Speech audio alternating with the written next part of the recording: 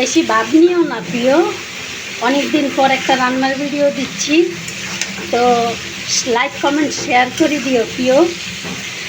আসসালামু আলাইকুম, সবাই কেমন আছেন? আশা করি সবাই ভালো আছেন। আমার প্রিয় ভাই ও বন্ধুরা, এই তো প্রতিদিনের মতো আমি আজকে ছোটো একটা মিনি ব্লগ নিয়ে আপনাদের মাঝে হাজির। আমার এই গরুর বট আমি রান্না শুরু করে দিলাম।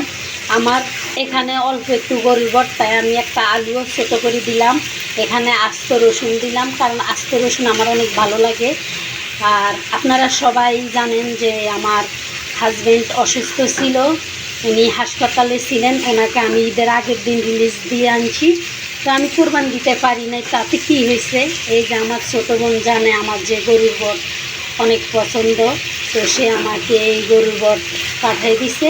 আমি এখন রান্না করতেছি।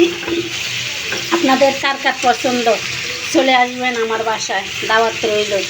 আর প্লিজ আপনারা একটু দয়া করে লাইক কমেন্ট শেয়ার করে দিবেন। আপনাদের একটা লাইক কমেন্ট শেয়ারে আমি অনেক দূর পৌঁছাতে পারবো, কারণ আপনারা জানেন যে আমার এই ভিডিওগুলো আমার অনেক আমি অনেক স্বপ্ন নিয়ে দেই। আপনারা আমার পাশে থাকবেন প্লিজ দয়া করে।